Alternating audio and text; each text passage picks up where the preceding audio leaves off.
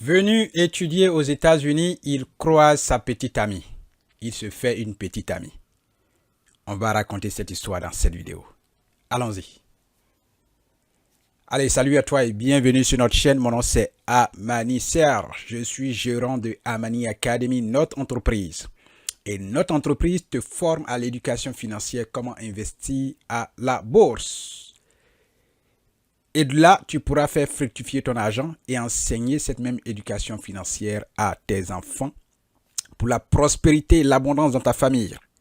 Nos cours sont en description. Va les chercher. On se rejoint dans le cours. Alors, aujourd'hui, une histoire que je vais te raconter. Alors, j'ai récemment croisé un jeune homme, très jeune, qui est d'un pays asiatique. Et nous avons échangé. C'est mon voisin. Et voici son histoire que je vais te raconter. Alors, ce jeune homme est venu étudier aux États-Unis dans ce qu'on appelle Student Exchange. Student Exchange, c'est-à-dire que je parle de ça dans les bourses d'études sur nos cours en ligne étudiés aux États-Unis avec l'aide financière, bourse d'études financée. Donc, il a obtenu ce programme-là et il est venu dans le programme Visa Exchange, c'est-à-dire que tu étudies déjà chez toi dans ton pays et tu postules à ce programme-là et tu viens étudier aux États-Unis sur une période déterminée. Donc, c'est échange culturel, Visa Exchange, Student Exchange. Donc, tu viens dans ce programme. Et ce jeune homme asiatique est venu dans ce programme-là pour étudier. Alors, arrivé ici, il rencontre sa petite amie. Pourquoi je vais te raconter cette histoire? Je te dirai cela à la fin de cette vidéo. Tu comprendras pourquoi je te raconte cette histoire. Alors, il rencontre sa petite amie et il se rend compte que la fille est super occupée. Elle travaille beaucoup. Et il ne sait même pas si la relation va marcher parce que lui, il a presque déjà fini ses études. Donc, il va se retourner maintenant dans son pays d'origine. Et quand il sera là-bas, est-ce que la fille va aller le rendre visite ou alors c'est lui qui va venir rendre visite à la fille? Donc déjà, il voit les complications. Vous voyez? Je poursuis cette histoire. La fille travaille énormément. Il me dit, c'est lui qui le dit, que la fille fait 2 emplois. Elle travaille dans 2 emplois. Une jeune fille, à peine 20 ans. Elle a 2 emplois. Pendant que toi, la jeune fille en Côte d'Ivoire, dans mon pays, est en train de chercher à avoir un copain qui va l'aider à payer toutes choses, sa pommade. Cette jeune fille non seulement elle va à l'école, elle a 2 emplois à temps partiel. Quand vous travaillez à temps partiel, c'est-à-dire que vous travaillez 4 jours à 5 jours dans la semaine et chaque jour, vous travaillez pendant 8 heures. Maintenant, à temps partiel, là, c'est 3 jours dans la semaine. Temps partiel, c'est 3 jours dans la semaine. Vous travaillez 8 heures par jour et 3 jours dans la semaine. Donc, elle a 2 emplois comme ça. 2 emplois à temps partiel. Une petite fille à peine 20 ans. Et encore, il ajoute, cette jeune fille participe aux dépenses de la maison au niveau de sa famille. Elle participe aux dépenses de la maison, c'est-à-dire qu'elle paye la maison aussi de ses parents. Elle contribue. Cette jeune fille a à peine 20 ans. Et il ne s'arrête pas là. La fille est super occupée. Il continue pour dire que la fille, elle a des économies. Elle a un compte de secours d'urgence. Non seulement elle contribue aux dépenses de la maison, et aussi elle a un compte de secours d'urgence.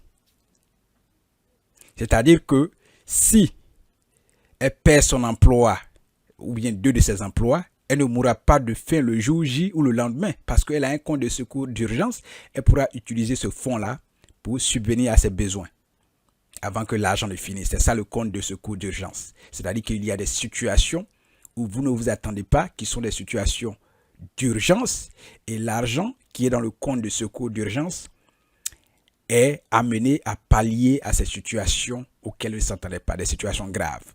Ce n'est pas pour changer Ces cours d'urgence, ça peut être par exemple le pneu de votre voiture qui se casse en cours de route. Voilà, voici des situations d'urgence. Ou alors on vous donne un ticket, les policiers vous arrêtent et ils vous donnent un ticket. Voici des situations d'urgence parce que vous n'avez pas prévu cela. Donc elle a un fonds de secours d'urgence. Il ne s'arrête pas là, il continue. Pour dire que la fille dit qu'elle va aller au collège. Donc elle est en train déjà économiser. Elle est en train d'économiser déjà pour ses études au collège. Au collège, aux États-Unis, ça coûte très cher. Et cette jeune fille, à peine 20 ans, économise déjà. Elle a un compte de secours d'urgence. Elle économise déjà pour pouvoir aller au collège, payer ses frais de scolarité au collège. Les gars, vous comprenez pourquoi je vous raconte cette histoire maintenant? Différents pays, différentes mentalités, différents comportements. Je ne sais pas ici de comparer cette fille à d'autres jeunes filles, mais je vais dire que chez moi, en Côte d'Ivoire, une jeune fille à peine 20 ans, qu'est-ce qui est dans sa tête? C'est de se trouver un petit copain qui va payer sa pommade, qui va assurer ses dépenses quotidiennes, qui va lui donner à manger, qui va lui donner le déjeuner. Et elle trouve ça normal. Par contre, dans un autre pays, au fin du monde quelque part, il y a une petite fille à peine 20 ans qui a 2 emplois, qui contribue aux dépenses de la maison familiale, qui a un compte de secours d'urgence, qui a un plan pour aller étudier au collège, qui coûte très cher. Elle a déjà commencé à économiser pour cela. Alors en Côte d'Ivoire, lorsque tu as ton frère, ou alors lorsque vous, vieux, vous résidez dans la maison de vos familles, chez votre papa et chez votre maman, même 100 francs, vous ne contribuez pas dans la maison. Et même si les parents vous le demandent encore, vous trouvez ça anormal. Vous voyez la mentalité? C'est que toutes les dépenses se trouvent, enfoncent nos parents, sans que nous-mêmes, souvent même on a un emploi, mais on refuse même d'aider. Souvent on arrive à se débrouiller à avoir au moins 2000 par jour. Mais on refuse même, on met pour nous dans les bières. Pour aller inviter les filles, que de venir dire papa, faut prendre ça, tu vas t'aider pour ce mois-là à payer la maison. Ou bien maman, prends ça, tu vas compléter l'argent du marché. On trouve que parce que ce sont nos parents, c'est eux qui nous ont mis au monde, donc nous, notre argent, on doit dépenser ça sans contribuer à la maison. Les gars, nous devons changer de mentalité en Afrique. Si nous voulons construire notre pays, si nous voulons construire notre peuple, si nous voulons construire nos terres, si nous voulons construire l'Afrique, il faut d'abord qu'on change de mentalité.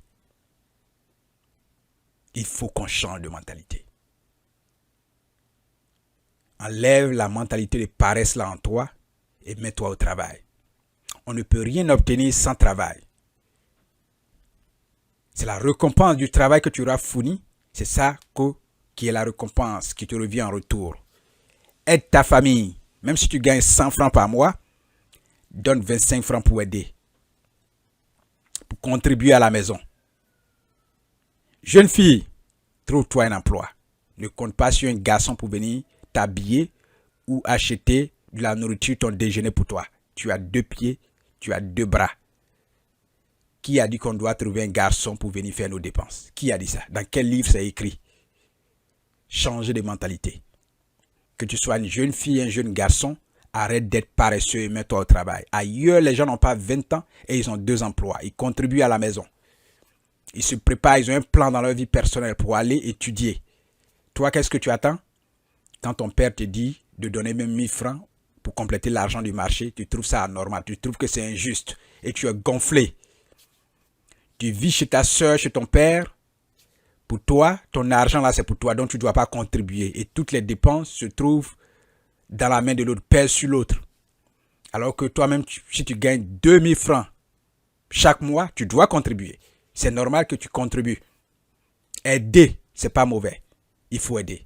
Si nous voulons aller loin, nous devons nous soutenir. Nous devons nous aider les uns les autres. Alors, je t'ai raconté cette histoire pour ça. Pour que tu changes de mentalité. Pour que tu comprennes qu'ailleurs, les gens travaillent. Pour que tu comprennes qu'ailleurs, les gens ont une bonne idée. Ils ont un plan. Pour que tu comprennes que les familles s'entraident et se soutiennent mutuellement. C'est pas l'argent que tu gagnes par mois, c'est pas ça qui compte. Si tu gagnes 25 francs, tu peux contribuer avec 5 francs aux dépenses familiales. Fais-le. Ton frère ou tes parents te diront merci. Sois gentil envers toi-même. Parce que si tu es méchant, tu agis comme ça, demain aussi quelqu'un viendra à ta maison et à ton tour, tu vas te plaindre. Changeons de mentalité, jeunes frères. Nous devons construire notre Afrique. Nous devons construire notre peuple. Et cela ne peut pas se faire sans travail. Jeunes filles, jeunes garçons, change ta mentalité parce que nous devons nous mettre ensemble pour bâtir la prospérité, pour construire le rêve africain. C'est pour ça. Retiens cela. Dis-moi ce que tu penses de cette histoire en commentaire, de cette jeune fille qui travaille et qui vient d'avoir un petit ami qui est d'une autre région de la terre, quelque part là-bas, et qui travaille chaque jour, qui contribue, qui aide sa famille dans les dépenses et qui a un plan personnel pour sa vie et qui a un compte de secours d'urgence et garde de l'argent en urgence. C'est ça. Dis-moi ce que tu penses et dis-moi comment toi aussi tu planifies ta vie. Merci. À la prochaine.